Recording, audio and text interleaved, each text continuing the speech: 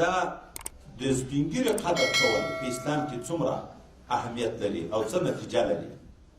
کوم ځوان چې د سپین ږیري صرف د سپینږیرتوب په وجه قدر وکړو، ګورې کله خو یو سړی د سپین ږیری وي خو پلار دې وي، تره دې وي، ورور دې وي، ماما دې وي، قریب دې وي، د قرابت د وجه نه یې ته قدر کوې. نه، چې صرف د سپینږیرتوب د وجه نه تا د یو مسلمان د یو انسان قدر وکړه، په دغه عوض کې به خدای په دنیا کې په تا دا راولي چې ته چې بیا د داسې سپینې ږیرې څښتن شې، د ځوانانو زړه ته به خدای پاک د تا قدر ور اچوي.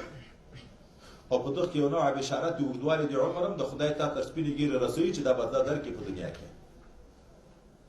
تا د یو انسان د سپین ږیري د سپینږیرتوب لحاظ وکړه، قدر دې وکړه، ته به داسې وخت ته رسېږي چې سپین ږیری شي بیا به ځوانان د تا قدر کوي. او که دا معنا که تا د یو سپین ږیري بېقدري کړه بیا به د تا بېقدري کېږي. دا یو حدیث یو ځای کې واقعه را روانه ده، زوی جګ شو، پلار یې وژه، ده په دغه حال کې وژړل. دا پلار یو ولې ژاړې؟ تر څو دې بد اخلاقي کړه او خشکې دې کړه او کنځاوې دې کړه، اوس بیا ژاړې؟ ده ویل په دغه نه ژاړم چې ته ما مړ کړې، په دغه ځای ما خپل پلار مړ کړی و،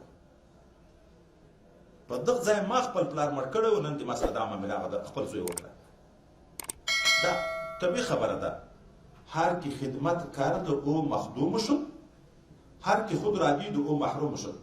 چا هم چې د بل خدمت وکړه، خدای پاک په داسې مقام رسوي چې دی په مخدوم کېږي، بیا به خلک د خدمت کوي. خو که چا ځان ته په غټ نظر وکړه چې زه خو زه یم، زه به څنګه د بل خدمت کړم، د خدمتونو محروم شو، د ده به هم بیا څوک خدمت نه کوي. نفرت، پلار زوی به هم قدر نه کوي، ورور او شاګرد، مرید چې هر عنوان وي په هر سلسله کې وي.